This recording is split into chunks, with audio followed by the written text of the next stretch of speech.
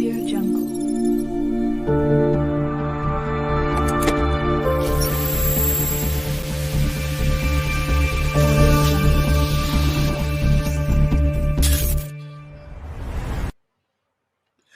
Welcome in, one and all. Welcome in, the infamous ones from TikTok. My name is Jade, also known as TikTok's infamous opinionist.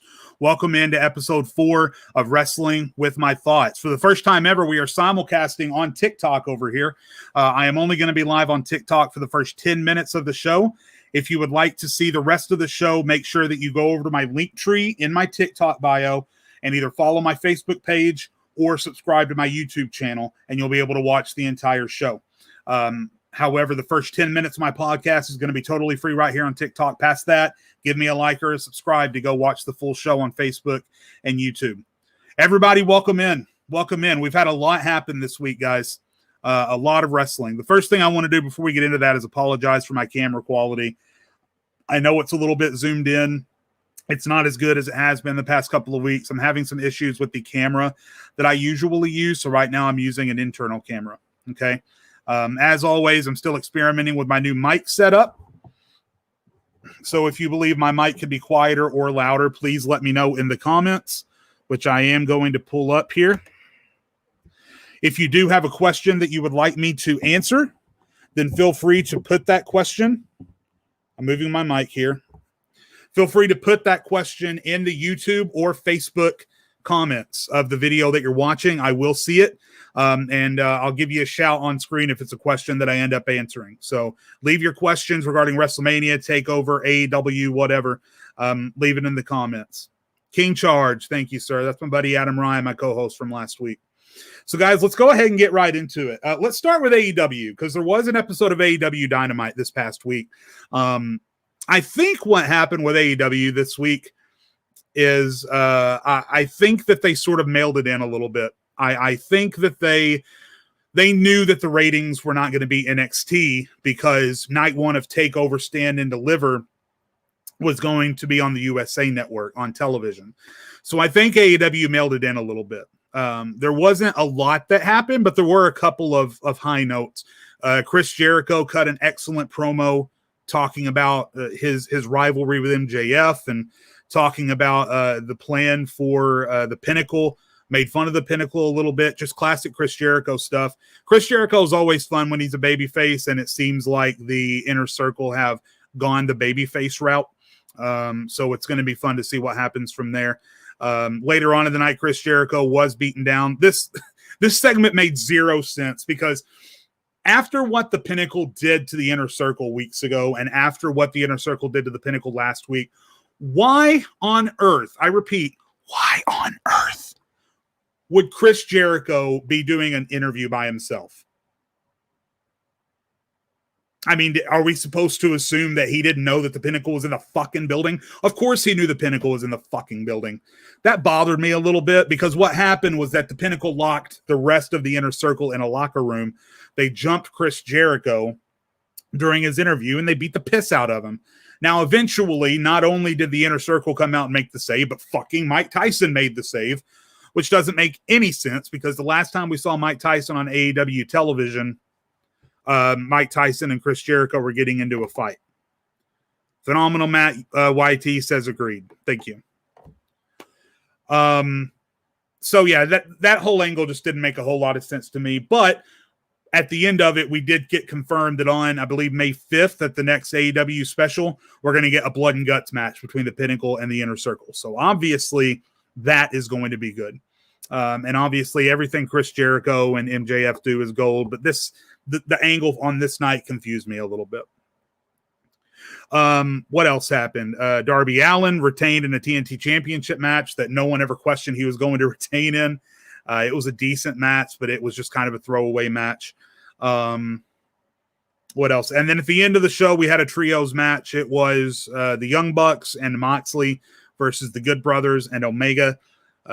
Obviously a very good match, just 6 very good wrestlers in that match. But by the end of it, the Young Bucks were a little bit pissed off that Jon Moxley was attacking Kenny Omega even after he had the match won. And as he was preparing to deliver a third paradigm shift, double super kick, And it looks like they are. I know people get annoyed when I say that the club is reuniting because the club is a thing over in Japan.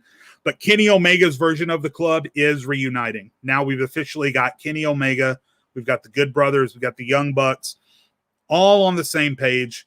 And it's going to be interesting. I am getting a little bit concerned because now we're getting into the territory with AEW where they are, and by the way, Ashley Wendell on TikTok says, I am 10,000% their favorite person on TikTok. I really appreciate that.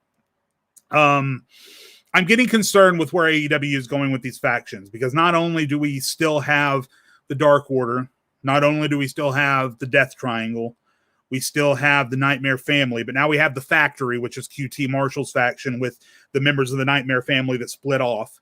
We have the Pinnacle. We have the Inner Circle. I am getting very, very concerned that we are getting too much of a good thing on AEW. Way too many factions, and I'm afraid we're going to run out of room. But I guess that's a problem that we'll have to solve later. Get the stable, says Marty Leo on TikTok.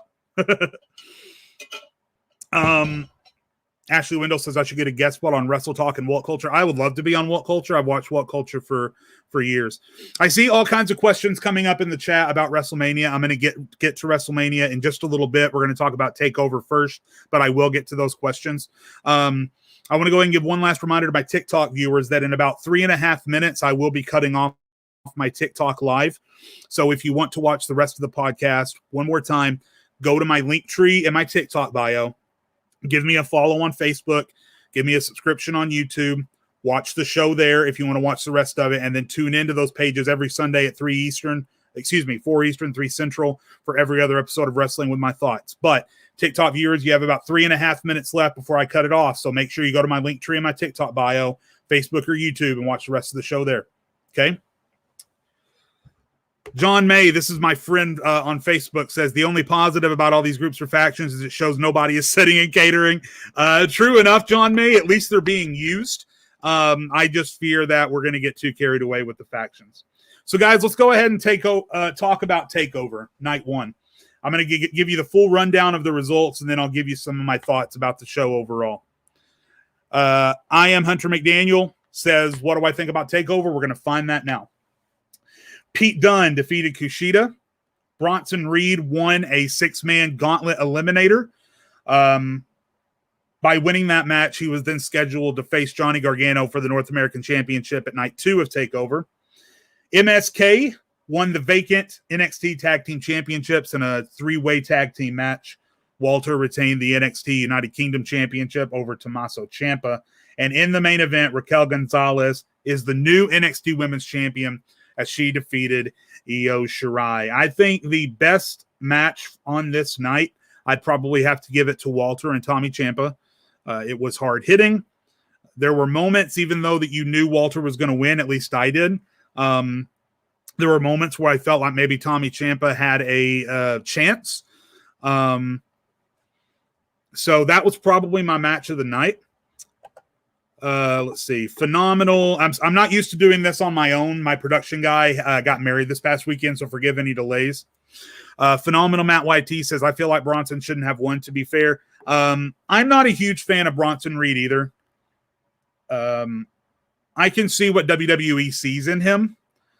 But there are other guys in NXT that I would take over Bronson Reed. However, my prediction for the match was that Bronson Reed was going to win because that's just who I knew WWE was going to push. We'll see how Bronson Reed fared in that North American Championship.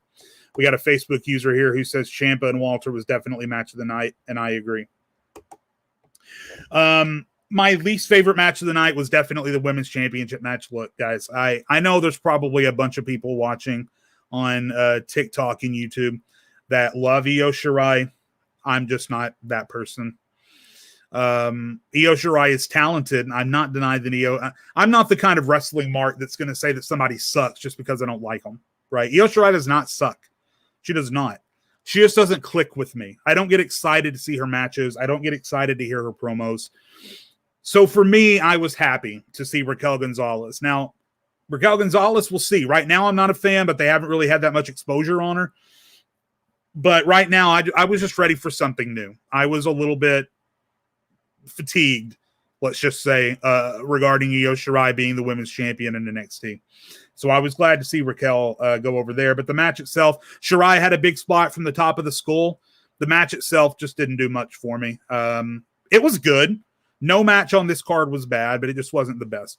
All right, guys, now it's 3:10. So TikTok, if you're watching on TikTok and you haven't followed along on my Facebook page or YouTube channel, last chance. Go to my TikTok bio and my link tree. Follow my Facebook, subscribe to my YouTube and finish watching the show there, and every show every Sunday at 3 Eastern, 4 Eastern, 3 Central from now on. I'm going to stop the TikTok live, so now you will only be able to watch the show if you're on YouTube or Facebook. I hope to see you guys there. All right, now that we've ended the TikTok live, it is just you and me. Let's see. Do I think we will get a rematch, or will Io be going to the main roster? We could get both. Phenomenal, Matt. We could see Io lose in a rematch and then go to the main roster. But I think Io's going to Raw or SmackDown sometime soon. Who did I want to win the number one contender match? I probably would have said either LA Knight or Dexter Lumis. I think LA Knight was my favorite guy in that match. Dexter Lumis made the most sense story-wise. So one of the two. I'm really happy that MSK won the tag team championships. I feel like they deserve it. It makes the Dusty Cup feel like it means something again, that they won the Dusty Cup and then went on to immediately win the tag titles. You know, I hate what happened to Danny Burch. I hate that Burch and Lorcan had to surrender the tag team championships, and that's how we ended up where we did. It's really unfortunate. I'm a huge fan of Oney Lorcan and Danny Burch, but if anyone was going to win the titles, I feel like MSK was the best choice. We got some good baby faces to carry those titles now. Phenomenal Matt thinks that Dexter and Johnny would be a great match. I think it could be as well. Let's go ahead and move on to night 2 of NXT TakeOver Stand and Deliver. By the way, in my predictions on TikTok and on my podcast last week, I went 4-1. The only match I got incorrect in my predictions on night 1 was Kushida and Pete Dunne. I really thought Kushida was going over there.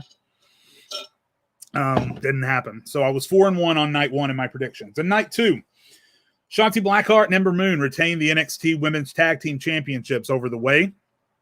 Johnny Gargano retained his North American Championship over Bronson Reed. Santos Escobar won the Cruiserweight Championship Unification Ladder match, say that 10 times fast, over Jordan Devlin.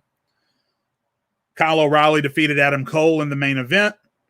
And Karrion Kross is the new NXT champion after defeating Finn Balor. So, a lot to unpack there. The only match I got wrong on this show with my predictions on TikTok and YouTube was Escobar and Devlin. And here's the thing. We'll start there. The reason that I picked Santos Escobar to win that match, the reason that I picked Jordan Devlin to win that match and for Escobar to lose the championship, I don't know where Santos Escobar goes from here. Santos Escobar has beaten everybody. Fucking everybody. From Tony Nese all the way up to now Jordan Devlin. There is not one credible cruiserweight that Santos Escobar has not faced and beaten. Where does he go? Like, I guess you could build somebody like Kalisto back up instead of being in the fucking Andre the Giant Memorial Battle Royal. Any member of the Lucha House Party, build them back up, give them a shot, I guess. Drew Gulak, I mean, he's got nothing going on. Bring him back down to NXT, give him a shot. I don't know where Santos Escobar goes from here. Jordan Devlin, there were all kinds of fresh matches and fresh rivalries that could have happened with Devlin as a cruiserweight champion. And now we've got Escobar as the champion. Now, Santos Escobar is fucking fantastic. He's a great character, great promos. It was weird that they wanted me to cheer for him like a babyface. I mean, Santos Escobar is the biggest heel on NXT right now. And then they brought out Santos Escobar's son after the match. And I'm sitting there like, yay. I don't know what they wanted me to do with Santos Escobar's kid out there. That was a little bit confusing. But the biggest thing about this match, and Eric Justice in the Facebook comments pointed this out. Oh, sorry, wrong comment. There we go. Devlin looks like a freaking star after that ladder match. Absolutely, Eric Justice. My MVP of night 2 is Jordan Devlin. The MVP of night 1 is Kyle O'Reilly. The MVP of night 2 is Jordan Devlin. In a losing effort, Jordan Devlin looked like one of the biggest stars, not only in that division, but in NXT. They made it to where Escobar only won because of some interference from the rest of Legado del Fantasma. So he has an excuse to get a rematch, maybe in a steel cage or something like that later on down the line. He took some amazing bumps. That headbutt bump off the ladder through a ladder was fucking brutal. That moonsault, the spot of the entire event of both nights, was Jordan Devlin's moonsault off the ladder to Santos Escobar. That fucking moonsault was one of the best moonsaults I've seen in a very long time. Very long time. Jordan Devlin looked absolutely amazing. Let's talk about something else that happened on this night. Johnny Gargano retained over Bronson Reed. I thought that was the right decision. I definitely thought that was the right decision. Bronson Reed, to me, is just not ready. I feel like he hasn't been built up enough. And I think that Johnny Gargano was the right choice to win in this instance. Kyle O'Reilly versus Adam Cole. To me, this was the best match of the entire event. I thought it might be the best match of the entire week, but a couple of matches at WrestleMania Night 1 are giving it a run for its money, and there's a couple of matches coming up on Night 2 that could also push that boundary and could also become the match of the week. Right now, as I sit here without thinking about it anymore past that, O'Reilly and Cole was the match of the week. A little bit too long for anyone who's getting ready to say that. A little bit too long. I get that. Could have went a little bit shorter, but the emotion was there. The history was there. The psychological storytelling was there. In-ring psychology, the athleticism, the brutality, pure wrestling. This had it all. It had some amazing hardcore spots. Some fucking amazing hardcore spots. The thing where they went through the ramp. The chair spots they had in the match. The chain. Even though they got a little bit carried away with the chain, but some of the stuff they did was very cool. Match of the week so far.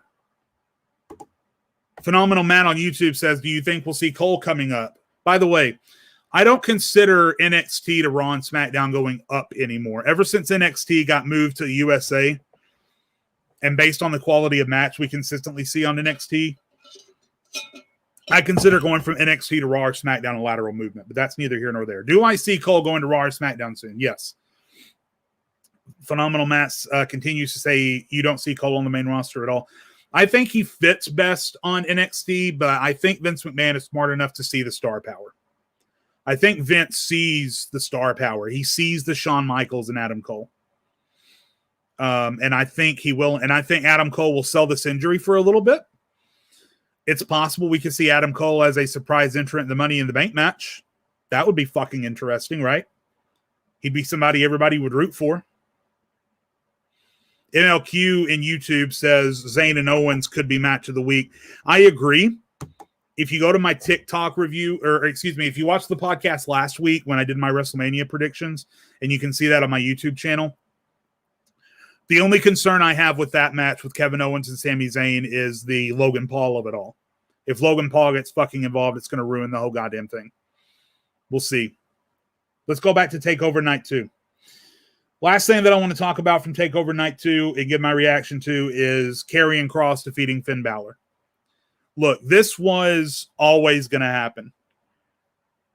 If you guys remember, not that long ago, Kross was the champion that NXT wanted. Kross was the man who beat Keith Lee. And Finn Balor was around at that time. Finn Balor was already in NXT when this happened. Finn Balor was there. He was around. They didn't pick Finn Balor to beat Keith Lee.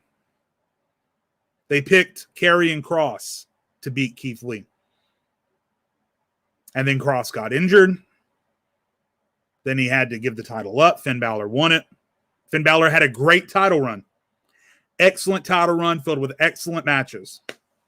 Balor wasn't the champion they wanted. Karrion Kross was the champion they wanted. So they brought him back. They built him up a little bit. A little short rivalry with Santos Escobar. And then immediately put him back into the championship picture. No surprise to me at all that Karrion Kross won this match. Finn Balor looked good in loss.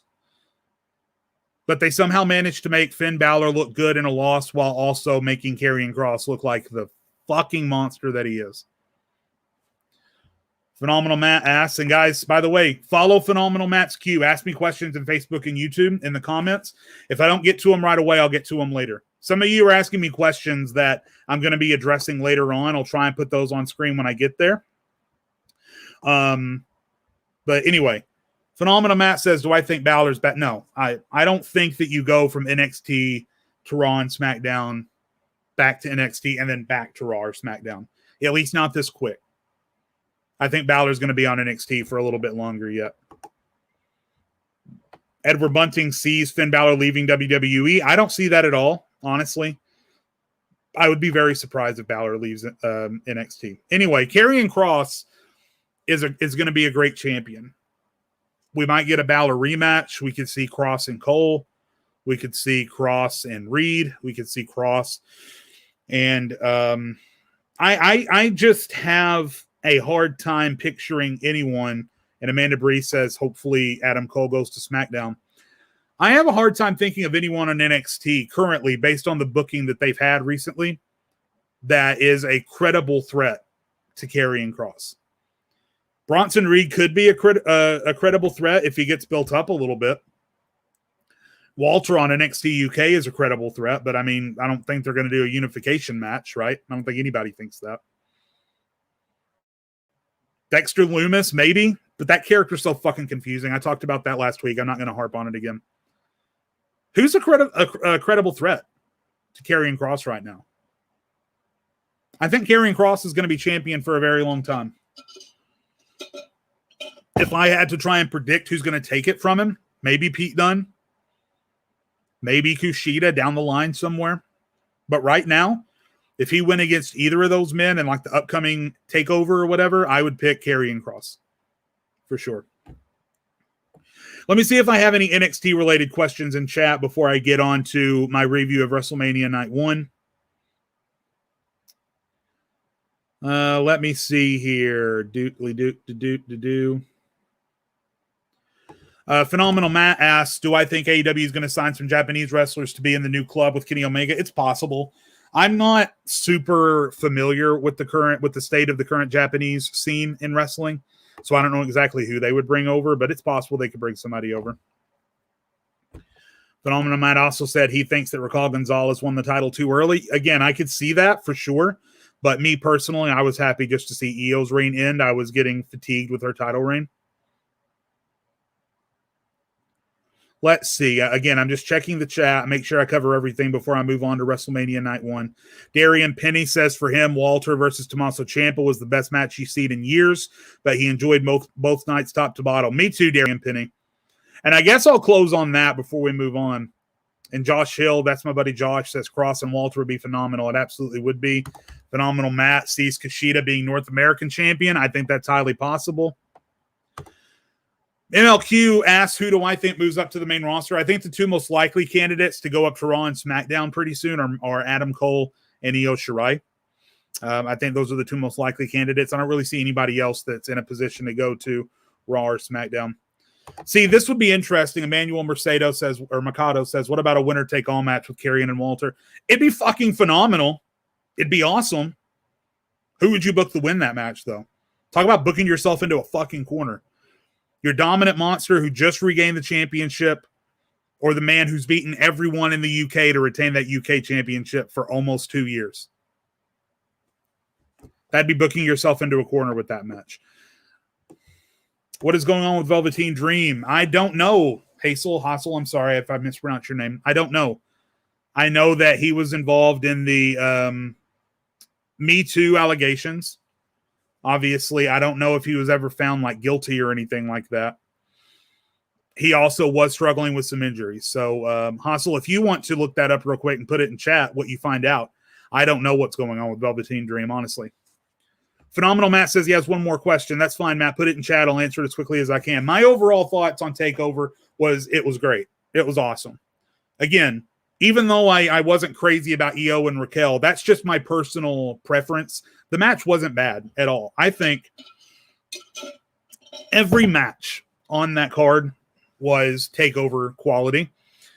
I think that Cole and O'Reilly was pay-per-view quality, and everything else was takeover quality.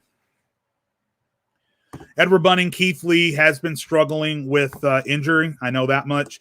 And then last question, and then I got to move on to WrestleMania Night 1. Phenomenal Matt says, do I think if we rebuild Kalisto or any Lucha House Party member, they will be able to go face-to-face with Santos? I feel it'll be boring and uninteresting. Listen, I think what they should do is bring the entire Lucha House Party back down to NXT.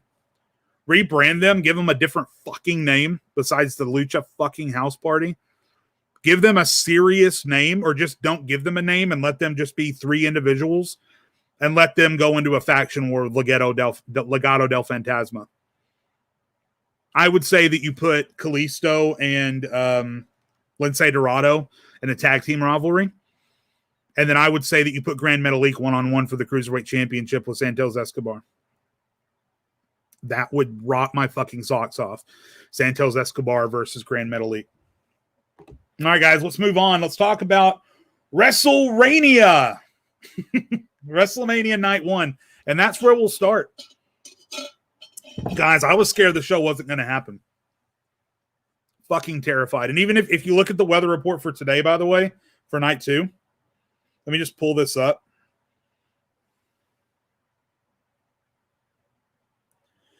If you look at the weather report for Night 2, by the time the show comes around, it's 100% chance of rain at 5 o'clock in Tampa. It drops to a 30 to 50% chance of rain at 6 or 7, and the rain chance mostly goes away until midnight. But this has been up and down changing all day. I've looked at the weather 10 times today because I'm so concerned about what's going to happen with Mania Night 2. This weather report is all the fuck over the place. All the fuck over the place. It's going to rain. It's not going to rain. It's 100%. It's 50%. It's thunderstorms. It's not thunderstorms. Who the fuck knows? But last night was weird and crazy. And I about fucking Joe, I swear to God. Guys, Joe just got married and I'm super happy for him. He's supposed to be enjoying his honeymoon right now. But instead, he decided to jump in and rub it in. I'll get to Shane McMahon in just a second, Joe. Eric Justice says Florida weather is crazy in general. I believe it. But anyway, it looks like Night 2. And Phenomenal Matt says he loved Mania Night 1. So did I. MLQ, it does not look like Night 2 is going to get called off because the weather report looks a lot better than it did last night. But Samoa Joe and Michael Cole are standing there in fucking ponchos, pouring down rain, and they're saying, in 5 minutes, the show is going to start. In 5 minutes, the show is going to start no matter what. And I was like, bullshit. Bullshit. But it did. Listen, we got a blessing out of that rain delay, though. And I think a lot of you guys are going to agree with me. The blessing that came out of that rain delay was the unscripted promos. How many of you loved those fucking unscripted promos last night? With New Day, with Kevin Owens, with Braun Strowman, even with Shane McMahon and Drew McIntyre.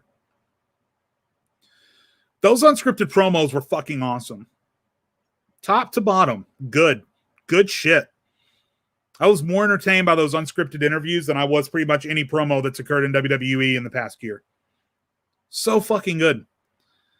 Now, sorry to burst all of your bubbles, but does that mean Vince McMahon is going to consider that going forward? No. Not at all. They're not going to do it anymore. But it was so good, and it was so good just to see them relax. The poor fucking interviewers, though, like Sarah What's-Her-Face, she was so fucking shaken. She was shook. She did not know what to do with herself. She was so fucking confused. So I know the interviewers hope that they don't have to do that very much more. But to me, as a fan listening to the wrestlers talk, they sounded so much more fucking comfortable without a script in front of them. And maybe someone will tell Vince, hey, you know that shit we did? Maybe we should do that a little bit more. Let's talk about WrestleMania. We got kicked off, and boy, oh boy, did we get kicked off with a fucking bang. Bobby Lashley and Drew McIntyre. How do I know they were unscripted, Russell Brown? Because they had like 3 minutes. Vince McMahon can't script an entire show in a week, much less script 10 promos in 3 minutes. They were definitely unscripted. You could just tell. You could tell they were naturally acting. The words were naturally flowing. They weren't forcing any dumb fucking catchphrases or keywords or trigger words. They were just being them. They were unscripted. I could tell. Bobby Lashley and Drew McIntyre. Who the fuck saw that coming? Well, besides me. I did get that prediction right. A little bit of a flex. My gut told me, and I said my predictions last week on the podcast and on TikTok a few days ago. Yesterday, actually. My gut told me that Bobby Lashley was going to beat Drew McIntyre. I didn't know how. I knew that it made more sense for Drew to win. For Drew to get that pop that he so richly deserved last year at WrestleMania. I knew that it was going to be Drew, but something in my gut told me, no, it's not. It's going to be Bobby. And guess what? It was fucking Bobby. And not only did he win, not only did Bobby Lashley win, Drew McIntyre passed out. Now, the announcers are, of course, saying, now keep in mind, Drew McIntyre didn't tap out. He passed out. Up. Sure, whatever. What the fuck ever. In storyline, Bobby Lashley put so much pressure and so much pain on Drew McIntyre that he passed the fuck out. And Bobby Lashley won. I'm seeing a lot of hate for this online that it was the wrong decision. Not me. Nope. Bobby Lashley looks like a fucking badass, and Russell Brown is also correct.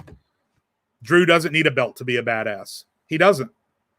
Drew can be a badass all on his own, and so does Lashley. The difference between the two is that McIntyre has that championship reign to fall back on. So I do think, Darian Penny, to answer your question, that Bobby Lashley needed that win. I do think that he needed that win. And now Lashley can go on a long fucking title reign, beating everybody on Raw.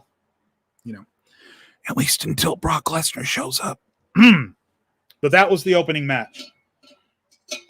We followed that up with the definition of a fucking cool-down match, Tag Team Turmoil. Guys, I don't know about this one. Look, Mandy Rose busted her ass.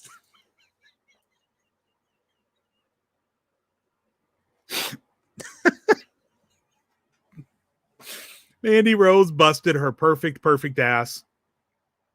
She fell over in the rain. I'm glad she's okay. I'm glad she wasn't injured. But it was still fucking funny as hell. Team slip. There you go, MLQ. Team slip. But guys, the match. I don't know about this one. I thought that the right winners were Lana and Naomi. Based on the story they were telling. And it seemed like someone stepped in the last 2 weeks. Hassel, I'm just drinking water, man. This is my Patriots cup. I'm just drinking water out of it. The right winners based on their story that they were telling were Lana and Naomi. It was time for Lana to get the ultimate revenge on Shayna Baszler, on Nia Jax, on the biggest stage of them all, and it didn't happen. Someone in the story room, and maybe it was Vince McMahon himself, I don't fucking know. Someone stepped in the last 2 weeks and said, hey, wait a minute. We got Natalya and Tamina sitting over there in catering. What the fuck are they doing? Can we put them in the match? And they did. And they won. And now at night 2, we get Naomi and Tamina versus Nia Jax, Shayna Baszler. I am not excited for this match at all. By the way, that match, the Tag Team Turmoil match, the only match I got wrong in my predictions for WrestleMania Night 1. Again, not to flex or anything. But out of 3 shows that have happened so far, TakeOver Night 1, Night 2, and then WrestleMania Night 1, I've gotten 3 matches wrong. That's it. Every other match I've gotten right. 8 total right picks at TakeOver, 8-2, 6-1 at Night 1 of WrestleMania. So maybe I've redeemed myself a little bit for that whole Drew McIntyre is going to face Edge at WrestleMania debacle on TikTok. Russell Brown, it doesn't make sense. It doesn't make sense at all unless they expect us to cheer for fucking Reginald or something. I get a lot of schlack because There are several women's wrestlers that I don't like, but there are several women's wrestlers that I do like. Bayley, for instance, it's a fucking travesty that Bayley hasn't been featured on WrestleMania above like a 10-second promo. Becky Lynch, Shayna Baszler is one of my favorites. Rhea Ripley, Sasha Banks, Bianca Belair is my favorite women's wrestler. Asuka is tied for my favorite women's wrestler. Nikki Cross, Alexa Bliss. But there are a short list of female wrestlers that I can't get connected to. Io Shirai, as I said earlier. Natalya and Tamina are two others. With Tamina, it's the fact that when she throws a super kick, she kicks people in the boobs. Her finishing move is a super kick, and she can't get the kick up to the person's chin. Maybe it would help if she didn't wear skin-tight leather pants. I don't know. But I just don't think she can wrestle that well. She's got her daddy splash, and that's it. And with Natalya, it's her fucking voice, man. It's her fucking voice. I cannot stand Natalya. She gets someone in a sharpshooter, and you can hear her going, tap, tap, tap. Or she slaps someone in the face and says, don't get in my face, bitch. It's her face. It's her voice. I can't stand it. Can't stand it. So my official pick is for Natalya and Tamina to win the titles, because I think that's where WWE is leaning. But I hope Shayna Baszler just chokes them both out. Because I fucking love Shayna Baszler. I do. Shayna Baszler should be dominating the division right now instead of being in a tag team championship match. She should be dominating the division. Few comments to look at. Phenomenal Matt says he's hoping Shayna turns on Nia. I actually wouldn't mind that. MLQ asked me, when do I think Lynch and Rousey are coming back? I could give a damn when Ronda Rousey comes back. I don't miss her. Becky Lynch, it's going to be soon. If not tonight, probably this week on Raw or SmackDown, because she wouldn't be teasing this much if she wasn't coming back. Darian Penny says, do I think we will ever have credible women's tag teams? I think that currently Nia and Shayna are a credible team. I really do. After everything they've been through. The Iconics were a credible team. We saw where that went. They're trying like hell to make Lana and Naomi a credible team. They're trying like hell to make the Riot Squad a credible team. WWE doesn't know how to book tag teams. It's not women's tag teams. They just don't know how to book tag teams. Josh Thomas, thank you. Appreciate you, sir. Let's see. Darian Penny talk about how many mistakes there. I think they were nervous. It looked to me, just in my opinion, that the women in the gauntlet match were nervous. And I think that's where the botches and the mistakes came from. Now, again, I saw some douchebag on TikTok saying that the match is terrible because it had botches. A match isn't terrible just because it had botches. Undertaker and Shawn Michaels, Undertaker almost died. At WrestleMania's 25th anniversary. Undertaker almost died. Landed right on his fucking head. That match still rules.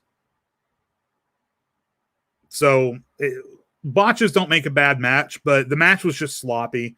Again, everything was wet. They were nervous. The crowd was exhausted because Lashley and Drew was the first live match they had seen in over a year, and then it got really good towards the end, so the crowd was exhausted by the time the women came out. Just a lot of things working against them. The match just wasn't good. Yeah, just wasn't the best. So let's move on. Let's just get this one over with. I can't remember in what order the matches occurred in, except for the opening and the closing. I know the first two matches, and I know the last two matches. Everything in the middle is kind of a blur. The next match that I'll go ahead and talk about is Shane McMahon versus Braun fucking Strowman. Here's the thing. If this is your first time watching me, then you probably don't know. If this is not your first time watching me, you know how I feel about Shane McMahon. If you don't know how I feel about Shane McMahon, you can watch the most recent episode of my podcast. I have several videos on TikTok at Infamous Opinionist, spelled just like this, all one, or just like this. Where's the fucking thing? Just like this. Infamous Opinionist on TikTok, all one word. I don't like Shane McMahon. I don't like his acting. I don't like his fucking fake ass worked punches. I don't like how he's forced down our throats every WrestleMania season. I don't like how he shows up, jumps off of something, and leaves. Braun versus Shane in the steel cage match surprised me. It surprised me. It wasn't bad. It wasn't great. It wasn't the best steel cage match I've ever seen. It was okay. And that's all right for a match to just be okay at WrestleMania as long as it's surrounded by other great matches. And we had some other great matches. So Shane versus Braun, it was what it was. It was Shane running around like a coward. It was Braun overcoming all of the odds. This whole anti-bullying thing is a little bit weird for Braun when he was just bullying people 2 months ago, but I could ignore that for now, as I have in the past. The spot where Shane got thrown off the cage, it was fun. I popped. I said, oh shit, when he fell, and he looked like he died when he landed. I expected that. Overall, Braun got his moves in. There was some clever utilization of weaponry. They threw everything at Braun, including Elias and fucking Jackson Riker. He got through them too. I like to see the baby face be triumphant. I like to see it. So listen, did Shane McMahon do a good job being a heel? Did they give me something to root for Braun Strowman to shut him up? Absolutely. Not denying that. I still fucking hate Shane McMahon's smug little face. I hope we don't see him again for a while. But the match was better than I thought. And that's as far as I'm willing to go with it. I will not say it was great. Joe, Shane was not the MVP of the evening. Do not give me that. Shane was not the MVP, of, not even in the top 5 choices. But the match was okay. It wasn't bad. That's as much as you're getting out of me. Phenomenal Matt says, for a company that hates bullying, they sure do a lot of bullying promos. That is so true. Hazel says, it was a tweener of a match. He loved Shane turning heel and becoming the star of SmackDown. I didn't. We're just going to have to disagree on that. Amanda Breese loved Kevin Owens' unscripted promos. They are always great. Amanda says Lashley looked ready from the moment they... You know what, Amanda, it's funny. And I got your message on TikTok too. And I turned around and said this to Shayna right before, literally 5 minutes before you sent me that message. The camera panned over to Lashley as they were doing America the Beautiful. And I was like, Bobby Lashley looks like he's ready to kill somebody. Lashley looks like I thought that Bobby Lashley thought that America the Beautiful meant he was getting drafted into the military because he looked like he was ready to kill somebody. But he had to get hyped for that match. It was coming up. Well, he thought it was coming up right after America the Beautiful. So he had to get hyped. All right, let's move on. Cesaro versus Seth Rollins. This is my match of the night. This was my match of the night. I know there was some other good shit happening. Somebody asked me on TikTok, and I hope you're in here to hear this now. My match of the night from WrestleMania Night 1 was Cesaro and Seth Rollins. Just two great professional wrestlers doing great professional wrestling things. They traded finishers. They traded signatures. Some false finishes. Both men did some shit they had never done before. Cesaro reversed the stomp into a fucking uppercut. Seth Rollins did like a 360 corkscrew body slash from the top rope. Cesaro did the swing. He even did the thing that he hasn't done in forever when he puts Rollins on his shoulders and spins around with his hands out. The match was just so fun. And Seth Rollins is proof that you can be a heel and you can get somebody over without being fucking annoying about it. Seth Rollins is almost my pick for MVP of the night because his goal was to make Cesaro look like a walking statue of solid gold. And that's exactly what he did. Cesaro looked like gold at the end of that match. Phenomenal Matt asks, is Cesaro going to get pushed after this? You know, Matt, that's always the question, isn't it? Cesaro gets the big win. He's really strong for like a month, and then he tampers off. And he disappears, or he joins a tag team, or he does whatever. All indications are that WWE is prepared to push Cesaro to the moon this time. But that's what the indications were back in 2014 when he won the Andre the Giant Battle Royal. And he didn't. So your guess is as good as mine, Matt, but I sure hope so. Moving on. The New Day versus AJ Styles and Omos. New Raw Tag Team Champions. I guessed it. I saw it coming. I got it right. And listen, the result didn't necessarily shock the hell out of me. It didn't shock the hell out of me at all. What confused me a little bit, what bothered me a tad, what got my brow furrowed was the in-ring psychology. Guys, I don't know who the babyface was meant to be in that tag team match. Because going into it, it seemed like the New Day were the babyfaces. And yet, in that match, the New Day were raking AJ into headlocks, giving him noogies, insulting him, telling AJ that he was not a tag team wrestler. They were cutting the ring in half, talking trash all the way. Every time AJ went to tag in Omos, they were stopping him. And when Cesaro tagged in, and it was so good, guys. Just Kofi and Xavier are so fucking good. When Omos tagged in, it looked like Kofi and Xavier were going to literally shit themselves. Literally shit their pants with fear when Omos tagged in. And then Omos, the monster, as MLQ says on YouTube, Omos got in. He dominated the New Day, and he pinned Kofi with one fucking foot. Omos didn't get fucking touched. He ate a drop kick to the chest and didn't move. Omos is a fucking monster. Now, is he a great wrestler? No. Is he a fucking monster? And do I believe when he's in the ring that he's a fucking monster? Abso-fucking-lutely. And now, New Day and the other baby faces on Raw have something to reach for, something to chase. They have an insurmountable obstacle to try and get over. And that's when the New Day are at their best, is when they are baby faces with an insurmountable monster to get over, and that's what they have with Omos. So I'm satisfied with the match. I'm satisfied with the win. I'm satisfied going forward. The in-ring psychology just confused the fuck out of me. I'm not sure who they wanted me to root for in that match, because it sure seemed, I don't know if anyone else felt like this, it sure fucking seemed like they wanted me to root for AJ and Omos.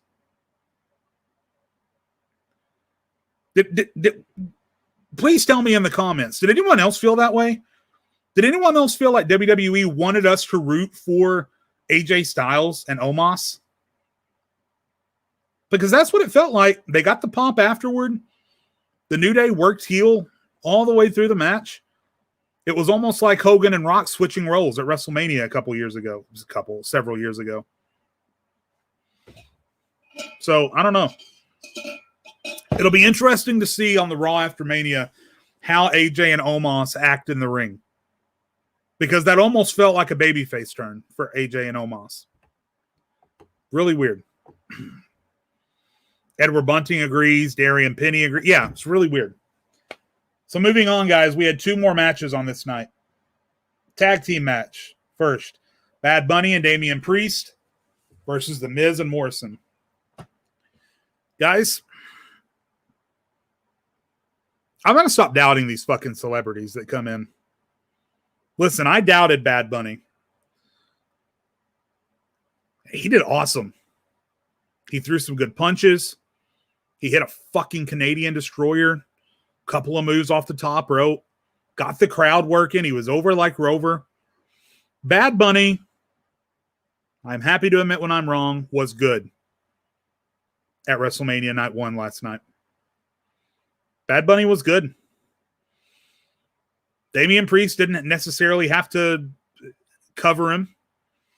Damian Priest didn't have to hide him or put him on his shoulders. Bad Bunny did really, really good last night. My biggest problem is and always has been with this match that it had to be The Miz. And that WWE didn't feel like they could tell two stories at once. It's like, oh, we want to have Miz sell this story with Bad Bunny. But he's already got the Money in the Bank briefcase. We have to get that off him. Miz could have carried the Money in the Bank briefcase through this story. Might have even made it a little bit more interesting. Miz could have run this story with Bad Bunny and still had the Money in the Bank briefcase to cash in afterward. Now, that being said, I get why they picked The Miz for this. The Miz had 2 goals last night with Bad Bunny. Keep Bad Bunny safe. Make sure he doesn't hurt himself in the ring. And goal number 2, make him look great. The Miz sold a fucking tornado DDT and looked like he was about to fucking die. He ate that finisher at the end. He looked like he was about to fucking die. But you could also see throughout the match that he was talking Bad Bunny through. He was giving him direction. He was telling him where to go. He was making sure that he was safe. Because that's the type of worker Miz is. If you get in there with Miz, he's going to do everything he can to keep you from getting hurt. And he's going to make you look like $1 million fucking bucks. I don't think Bad Bunny would have looked half as good if he had been in there with anybody else. I think The Miz made Bad Bunny look twice as good as he would have looked wrestling anybody else on the roster. I don't care who it is. Anybody else. Rollins, Cesaro, Owens, anybody. Daniel Bryan, doesn't matter. The Miz made Bad Bunny look as good as Bad Bunny looked. Now, Bad Bunny put in the work. It was obvious that Bad Bunny took his training seriously before the match. So I get why they picked The Miz. I just wish that they could have let him keep the briefcase. MLQ says that The Miz does not get enough credit in WWE. He absolutely does not. I'm not going to jump on this because we're running short on time. But if you want to see my full thoughts on The Miz, go and find my first ever episode of Wrestling with My Thoughts. And I have my thoughts on The Miz on that show.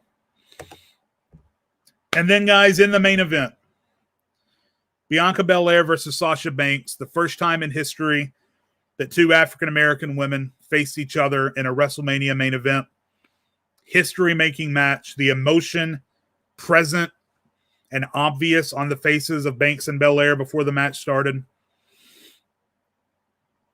Great match. Great match to close the show. Bianca Belair comes out on top. Cracks Sasha Banks with that fucking braided hair whip. Hits the KOD. Gets the win. WrestleMania ends with Bianca Belair as champion. I could not be fucking happier for Bianca Belair. I thought Bianca Belair got screwed in NXT in her run because she was there at the same time as Shayna Baszler, Rhea Ripley, Io Shirai, Candice LeRae. Bianca Belair was in NXT at a time when the NXT women's division was so fucking busy and the top of the women's division was so fucking crowded that she struggled to get hers. She faced Shayna Baszler twice for the NXT Women's Championship, but Shayna was in the middle of that dominant fucking run. She wasn't going to lose it, and Bianca Belair couldn't get the job done. And I was scared that story was going to continue. I picked Bianca Belair to win. That was my prediction, but I was terrified.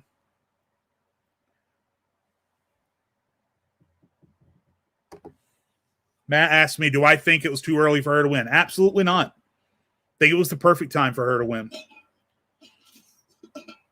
Everyone wants to tell me, and Matt, this isn't geared toward you.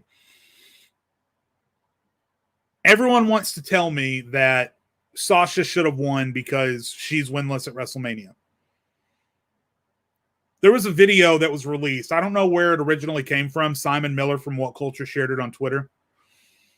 Someone recorded Sasha Banks as she was sitting at ringside after the match ended. She was so fucking happy for Bianca Belair. So fucking happy. Smile on her face. She didn't think any cameras were on her. She wasn't putting on an act for anybody. When Bianca Belair's family got in there and hugged her in the ring, Sasha Banks was on the verge of tears. She was so fucking happy for Bianca Belair. So if Sasha is okay with it, then why can't we be okay with it? Don't use that as an excuse. Don't use that as an excuse to say as to why you didn't want Bianca Belair to win the match. If Sasha Banks can be happy for her, then we can be happy for her. Here's something else that has come up.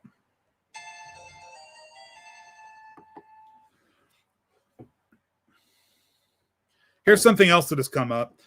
Do I think the whiplash is a DQ? Well, no, Matt, I don't think it is. And for those that are saying that Bianca should have been disqualified, then, okay, if her using the hair to hurt Sasha is a disqualification, then what about all of the fucking times in that match over the course of it that Sasha Banks pulled on the hair, that wrapped it around the ropes, that she used it to bind her arm, to choke her?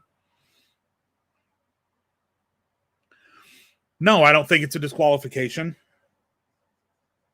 It's part of her body. And if Sasha Banks is allowed to pull on it and tug on it and use it, then Bianca Belair should be too. So no, I think that the hair thing is perfectly within bounds. And I think that they wanted you to know that. I knew that Bianca was going to use the hair whip at the end of the match, because they were establishing via Sasha Banks, and this was part of the genius storytelling about the match.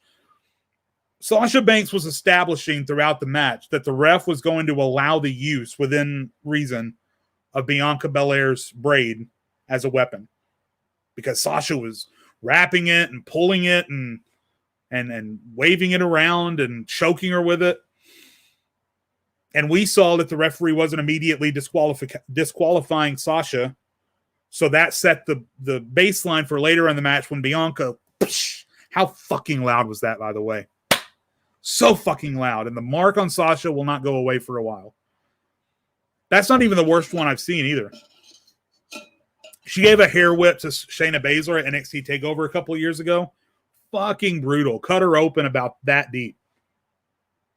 So bad. So, guys, Bianca Belair is the SmackDown Women's Champion, and I'm super fucking happy for her. I am a huge fan of Bianca Belair. I've watched every interview she's done. She's super down to earth, super hardworking, super, super nice. So good in the ring, so good on the mic. And for all of you who are doubting Bianca Belair, just hang in there, because she is going to blow you away at some point, because she always does. Phenomenal, Matt. I did see the blood from Shayna Baszler after the hair whip. It was brutal. Guys, I'm going to run down the comments and answer any questions that I can at this point that I haven't asked yet. So, excuse me. Forgive any silence.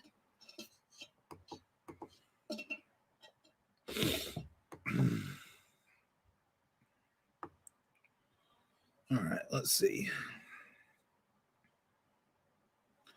I think I answered most of them, but let me see if there's any that I missed.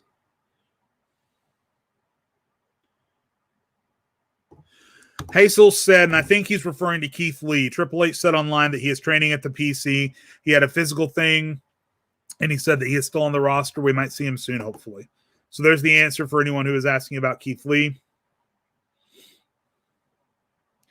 Eric Justice says that Stephanie McMahon tweeted out last night that WrestleMania tonight would start promptly at 8 Eastern.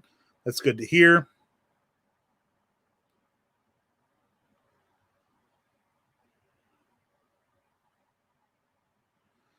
Let's see.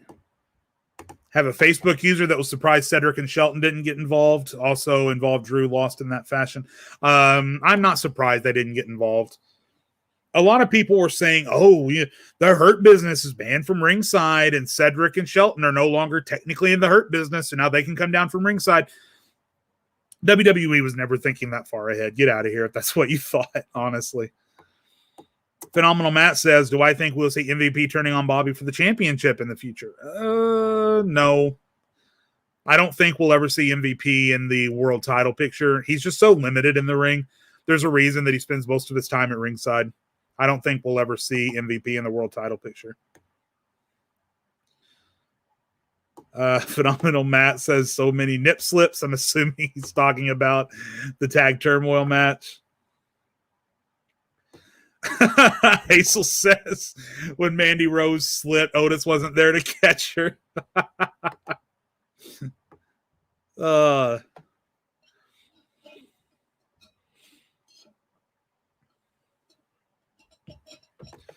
Hassel says he thinks they just want to give Tamina a title. Yeah, that's possible. Tamina, I mean, she's been there. She's a hard worker. WWE might just be wanting to give her a moment in the spotlight. I don't blame them if that's what they're doing. That's fine.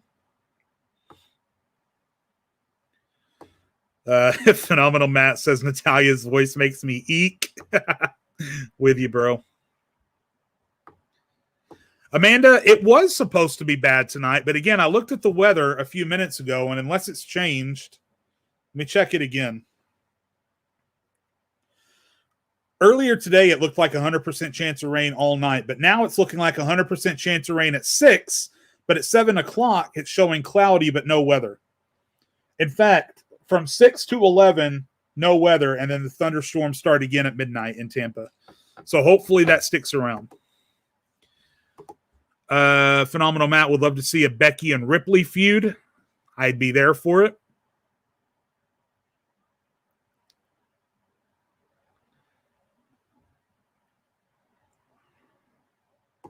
This Facebook user says that Bad Bunny was the MVP of the evening. If that's your choice, then I'm not going to argue with it. He did really well.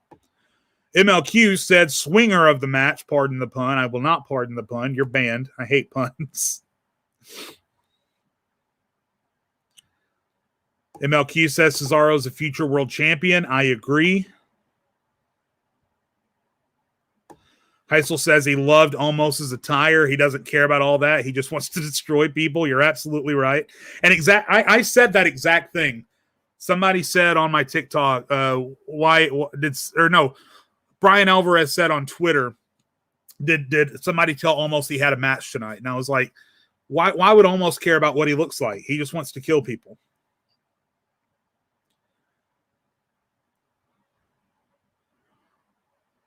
Phenomenal Matt says The Miz is one of the best heels in WWE. I absolutely agree, currently and in history. Amanda loved the spin on the shoulders.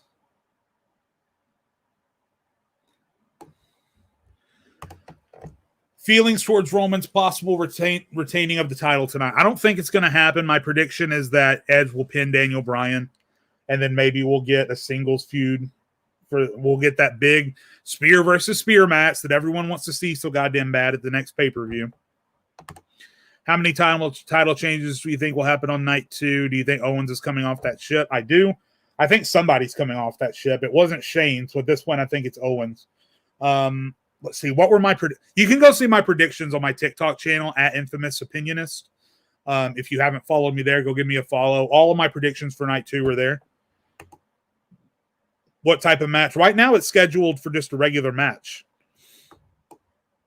Am I going live? I'm going to go live at the beginning of Mania for the opening contest, and then I might go live for the main event as well. I'm not going to go live immediately after because it's going to be super late and I got to work tomorrow. But I'll go live at least once at the beginning and possibly again towards the end. Thanks for asking. That'll be on TikTok, by the way. Feelings on Shane O'Mac in general. Look, Ryan, you know my feelings on Shane O'Mac. We're actually technically out of time. We're over our hour, so I'm not going to get into that right now. But if you want to see my thoughts on Shane McMahon, the previous episode of the podcast is on my YouTube channel. Go check it out. Do you think Roman should retain it until they get the Rock match? No. Don't hold it on accountability of the Rock. Already talked about AJ and Omos.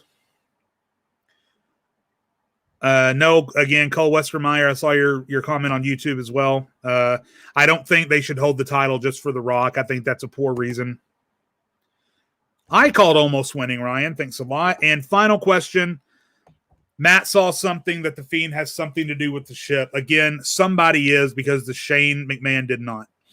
So, guys, that's it for today. I really appreciate all of you coming in and joining me for the show. I'm here on Facebook and YouTube every Sunday at 4 Eastern, 3 Central. I'll be back next Sunday for my reactions to Night 2 and also my reactions to the Raw and SmackDown after WrestleMania. Make sure that you're here for that. Tune into my TikTok at Infamous Opinionist and give me a follow for daily wrestling content. Make sure that you check out all of our other shows on the Raw Sports Network. We also have a brand store. We have the Fantasy Scene every Monday and Wednesday at 6 p.m. We have Dump and Chase, the premier hockey show, every Tuesday at 8 p.m. And then obviously Wrestling with My Thoughts every Sunday at 4 p.m. Eastern, 3 Central. Also follow Jade Lowe, that's me, at Infamous Opinionist for daily wrestling content. I will see you guys live for the opening shot of WrestleMania tonight. I really appreciate you guys coming in with me. Thanks for watching Raw Sports and Wrestling with My Thoughts, and I'll see you guys on TikTok and next Sunday. See you later, guys.